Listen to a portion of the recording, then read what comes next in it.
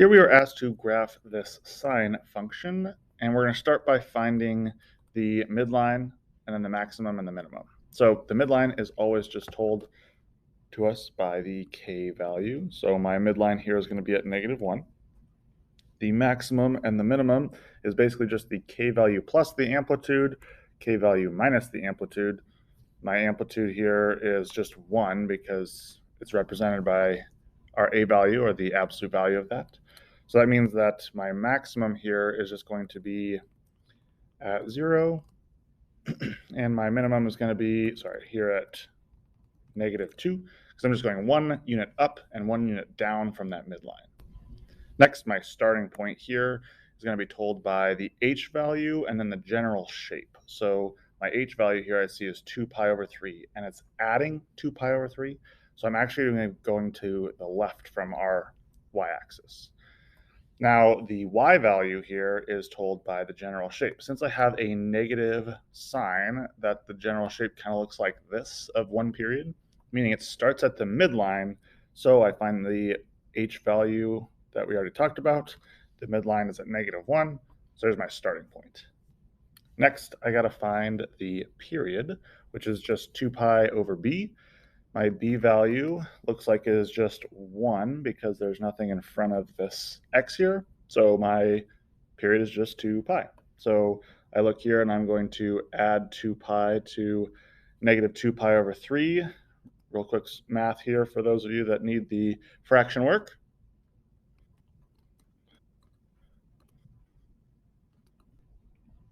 So that tells me that the x-axis here is going to be at 4 pi over 3, and the starting point and the ending point always land on the same y value.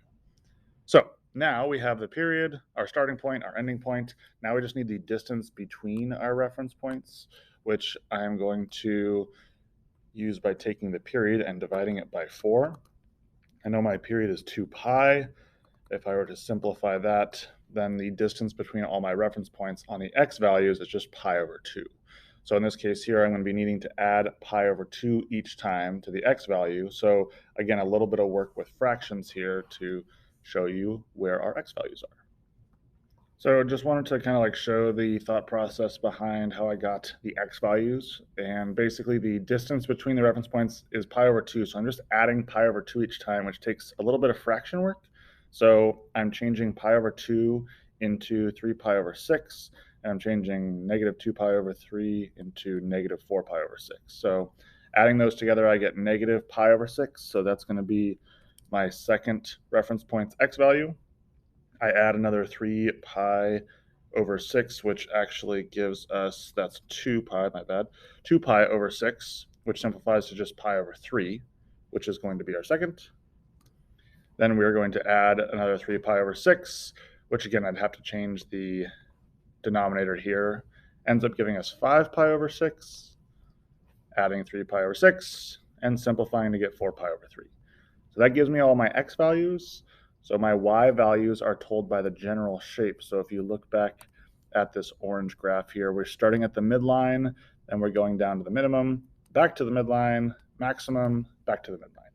So you got midline, minimum, midline, maximum, and back to the midline. I'm going to sketch this graph here now. And that is one period of our sine function. And again, it goes on forever in both directions, but that is 5 reference points in one period.